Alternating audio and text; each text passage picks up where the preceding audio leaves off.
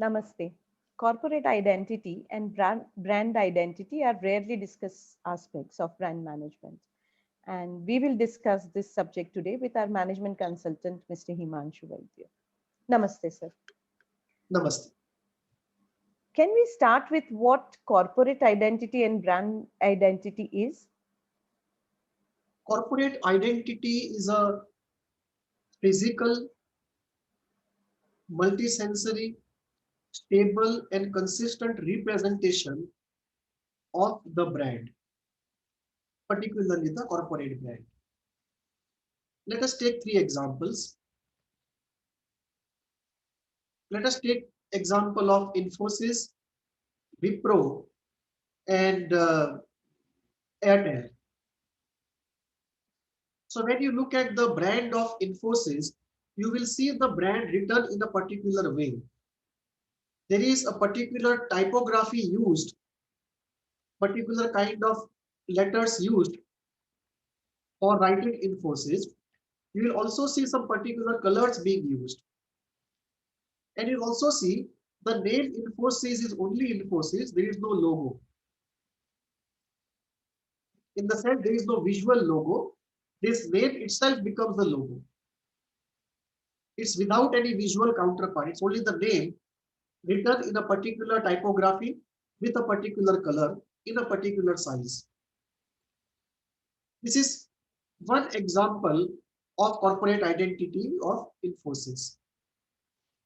Then you look at Wipro, and in Wipro you find the word Wipro written, and just next to it is a symbol of the multicolored sunflower. So it is a logo where you have the visual logo as well as the word. And then you take the example of Airtel, where you have the visual logo, the word, and whenever you see it, you also see accompanied by a particular audio that plays along with Airtel. So there is an audio signature also to that brand. Now this is where we are referring to corporate identity. Corporate identity means the way the logo is and the audio signature if at all, tactile signature if at all, olfactory signature if at all is associated to that logo. So you can actually have in ideal conditions, the logo need not be only visual. Most of the corporate logos are actually only visual. But in fact, you can also attach an auditory signature to it, an olfactory signature to it, and a tactile signature to it. Unfortunately, the other three are difficult to attach on a 2D screen through which we are communicating, and therefore corporate identity usually is only visual and very rarely is associated with a accompanying audio signature. In 99% of the cases, it's only visual. Now, this corporate identity is essentially a logo in a particular way it is written. And when we say a particular way, either it is only word or word accompanied by a visual symbol and the typical fonts which are used, the colors which are used, and if there is a tagline, the tagline which is used. This visual representation of a corporate brand name is usually called the corporate identity. This corporate identity is usually stable over a long period of time. So you will see that campaigns keep changing. The campaign theme keeps changing. The models keep changing. The packaging can change. The product look can change. But you will see the corporate identity remaining the same for a very long period of time. So corporate identity is among the most enduring parts of the brand. The longest enduring part of the brand is brand essence, and the second longest enduring part of the brand is the corporate identity. So we say corporate identity is a physical representation of the brand, mostly visual, but it can be multisensory and it is stable over a period of time. Now this corporate identity, because it endured for a long period of time, it is not easy to develop it, because you can't just draw something on a piece of paper and say this is going to be the logo. The logo that you choose, the fonts that you choose, the way the name is written, the colors which are used, the composition in the tagline, if any, have to be very deeply thought out. These are not creations of artistic imagination. Lot of brand management knowledge has to inform that creative process. So this is not a pure creative process. It is creative process informed with a heavy dose of brand management knowledge and has to cater to the brand management concerns. So this is what we call as the corporate identity. The corporate identity comes not only on TV advertisements and print advertisements, it also is used on visiting cards, on the envelopes of the company, on the gifts the company sends to somebody. So the corporate identity is used in a variety of contexts. So this is what we refer to by corporate identity. Now, in case the company is using some brands which are apart from the corporate identity, apart from the corporate brand. So some companies like Toyota, Hitachi, and Mitsubishi will use the corporate brand for selling their products. But some companies will use the corporate brands and also product brands or product category brands to sell the products. In that case, the product brand or product category brand also will need a name which is written in a typical font, color, and often it can also have a logo of its own, the visual logo of its own. Take for example, General Motors brand called Opel Astra. So you will see the General Motors logo, and then you will see the Opel Astra separate logo of Opel, and Astra is the name. So Opel is a category of products, and within that category of products, there is a product called Astra. So you will say General Motors Opel Astra car. So General Motors is written in a particular way, Opel is written in a particular way, and Astra is written in a particular way. So in this case, what happens is that when a corporate uses brand names separate from the corporate brand name, then those brand names, which are product brands or product category brands, also have identity of their own, which we call as the brand identity. So there is a concept of corporate identity and there is a concept of brand identity. And naturally, brand identity has to be congruent to the corporate identity. So is it fair to say corporate identity is constant or does it change over time? No. It is fairly constant over a period of time. The minimum amount of time in practice that people take to change corporate identity, minimum is 10 years. You will hardly see any company changing the corporate identity before 10 years. Mostly it goes up to 15 years. 15 years is more of the norm, but 10 years is almost the minimum. You can see the changeover of Mahindra and Mahindra. From Mahindra and Mahindra, it became Mahindra. And if you look at the logo, from M and M, it became those three stripes in an oval circle. And that happened, I think, to Mahindra and Mahindra almost, I think, after maybe more than 25 years, I believe. Similarly, Tata underwent a corporate identity redesign, I think, after a gap of more than 20-25 years.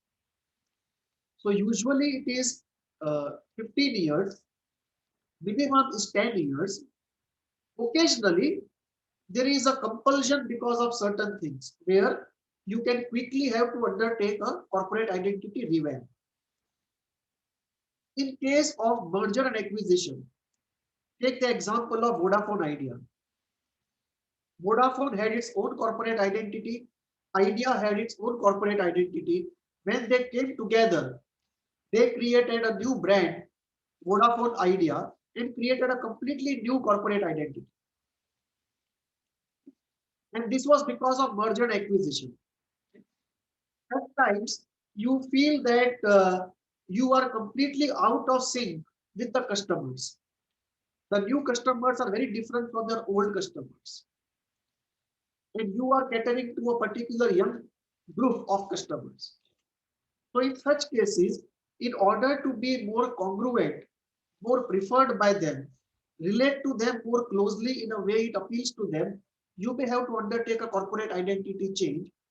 But except for these exceptions, usually it is one of the more enduring parts of the brand and it is stable over a period of 10 to 15 years. Right. So, how does this creation of corporate identity vary from sector to sector? I'm sure it would be different for each sector. Yes, it is very different, Yeah. and that is where the expertise comes in. Unfortunately, neither brand managers nor advertising agency creative people are actually thoroughly trained in creation of corporate identity. And therefore, across the world, you have a very few firms who specialize only in this area of brand management, how to create corporate identity and how to study and research corporate identity. Neither all brand managers nor all advertising agencies are capable of undertaking the research study or a thoughtful creation of corporate identity. They may do it creatively, but it's not easy. Most of the times, they don't have the capability to think through because of lack of knowledge. Coming to sector by sector variation, there are two important elements. One, the customers in various sectors behave differently in terms of their purchase process. So the psychological operation of the consumer's mind is different from sector to sector. The psychological process that you undergo while buying a refrigerator is very different from the psychological process you undergo while buying a Parle biscuit. So based upon what you are buying, the psychological operations are different. So that is one thing which has to be factored in. And two, the characteristics of the sector and the product itself. These two are very important in creating corporate identity. For example, take the example of Tata Steel and take the example of Johnson and Johnson. Tata Steel is dealing with something very solid, something metallic and very, very strong, very tough. So Tata Steel's logo has to reflect the metal, the iron, the strength and the solidity of it. Compared to Johnson and Johnson, which has to reflect delicate baby care. So the fonts which are used in Johnson and Johnson, the colors which are used in Johnson and Johnson, the logo which is used, if at all, there is no logo as such, except for the name, there is no visual counterpart. But even if it was there, it would be very different from the way Tata Steel would use it. So that is one element, that what type of customers are you catering to? What is their thinking process in purchase? Second is the characteristics of the product and the sector itself. Take the example of a brand name called Syntax. If you look at a brand name called Syntax, the way they use the brand name Syntex, the letters are made in such a way that the letters themselves seem to be created out of water tanks which they are selling. So just looking at the name Syntax tells you that we are dealing with a company which is selling water tanks. Take the example of petroleum companies. If you take the example of petroleum companies, all the petroleum companies will have yellow color in their corporate identity. And that is because the yellow color in a way uh, relates to crude oil and petrol. So if you look at Bharat Petroleum, you will see yellow color. If you look at Hindustan Petroleum, you will see. If you look at Shell, you will see yellow color, which is signifying the petroleum aspect, the product characteristic of the sector. So this is very important. And then comes the second part.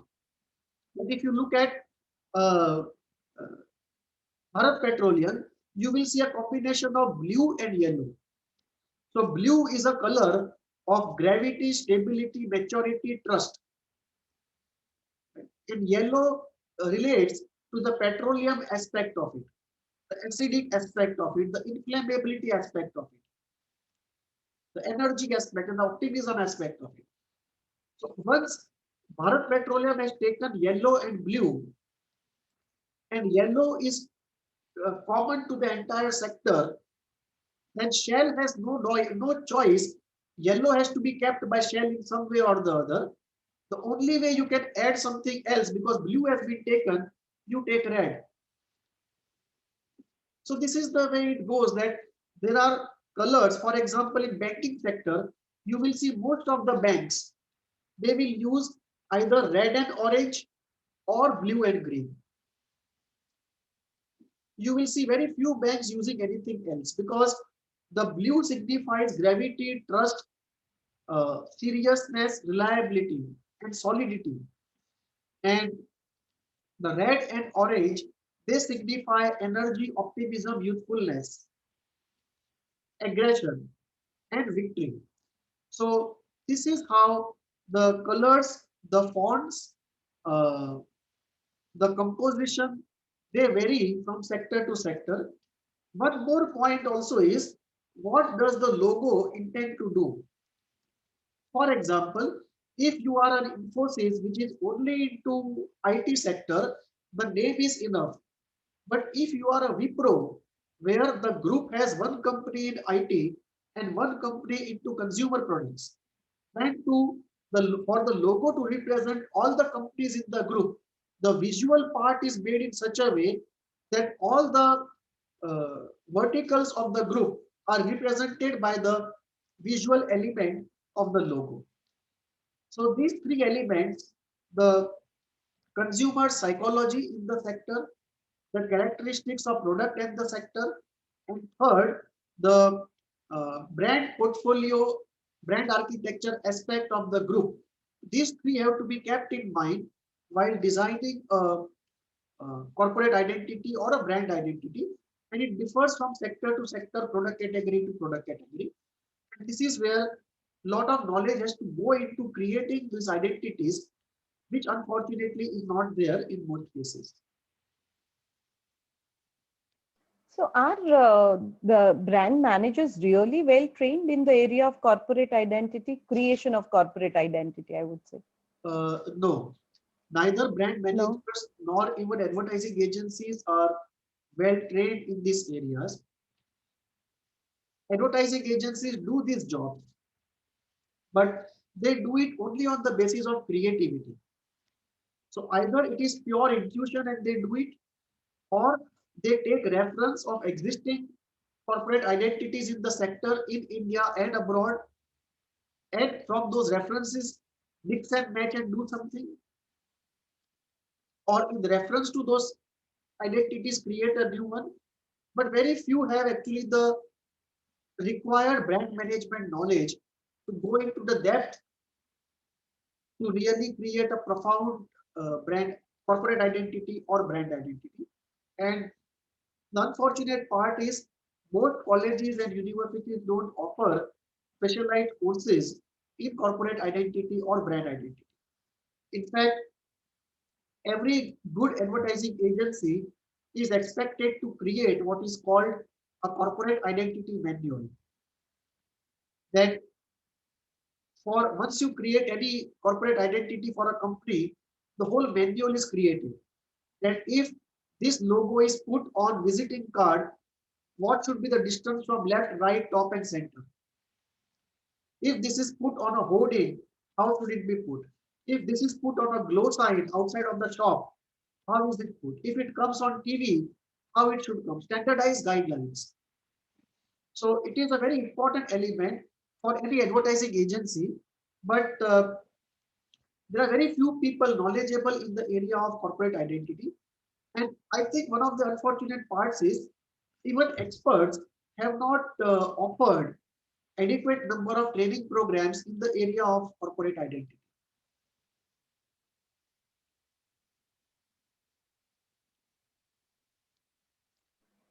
So, sir, is corporate identity related to corporate brand essence? Yes, the brand essence is something ideational, and corporate identity is a physical manifestation to the extent possible of brand essence. Like uh, if we say brand essence of Johnson and Johnson is delicate baby care, then Johnson and Johnson corporate identity has to reflect that delicate baby care to the extent it can. Not that it is able to do adequate justice to it. It's not always possible, but to the extent it can, the corporate identity has to reflect in a physical way. It's a physical manifestation to the extent possible of the brand essence. Brand essence is the heart of the brand, the soul of the brand. And this is a physical manifestation of it. And therefore, to the extent possible, it should reflect. Second, brand essence is more enduring than brand identity.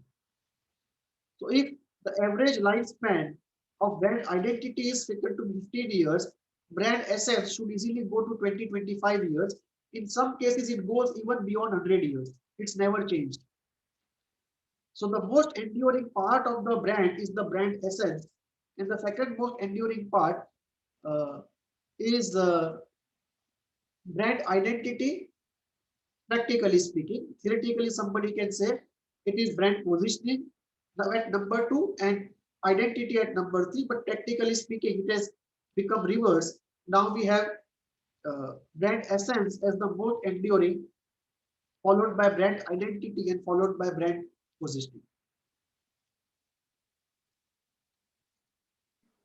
Can we take one good and one not so good example of corporate identity? Yes, we can take, for example, uh, take the example of uh, the new corporate identity of Tata's. They have made a reasonably good job of redesigning their corporate identity. I think they did about 10-15 years back, they must have done it. But it was a very good exercise. Similarly, for ICICI and Bank of Baroda, these were very good examples of uh, redesigning the corporate identity. So if you look at Bank of Baroda, before they started this redesign of the corporate identity, now you have this Bank of Baroda completely in white and orange. But if you look before it, it was the classical, very old type white and blue, which you find in most banks, particularly government banks. So uh, these are examples of a good makeover of corporate identity. And if you want to take not good examples, you can take two of them. One is you can take Vodafone Idea. Both of them were very good brands and had very good corporate identities individually. They have come together and made a mess of the whole thing. So the new Vodafone Idea isn't even half of what individual each of them was before the merger. Second example you can take is of Reliance Communication. That a few years back, when the two brothers separated and one brother got Reliance Communication, they went in for creation of corporate identity. Ironically, the same group had advertising agency Mudra in their portfolio as a group. And people say, I'm not sure, but these are the stories going around, that they got it designed by some foreign experts very quickly. And the story is that they went in for David Akar. Now, if the story is true, then they made a wrong choice because David Akar is very good in the area of brand strategy, brand extension, brand portfolio, brand architecture, but he is not really the best in the area of brand aesthetics, where somebody like Eric Schmidt would be much better. And maybe the owners were not advised rightly whom to consult when they go abroad. So that may be because owners may not be so deep in brand management and they may not have got the right advice. So they may have gone to the not the right person for this very unique and rare kind of task, or maybe they did not give time enough, or maybe they overruled the person. We don't know what the story is, or maybe the whole story is wrong. But whatever the case be, the point is very clear that the corporate identity creation of Reliance Communication was substandard. It was not in the category A. Some will call it category B, some will call it category C, but definitely it was not a good example of how a corporate identity should be created. So we can have these good and not good examples of corporate identity.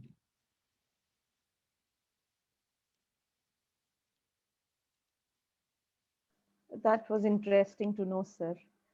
And well, today we have discussed an interesting topic on corporate identity and brand identity. Meanwhile, you keep watching and write to us at hvindia@gmail.com. Namaste.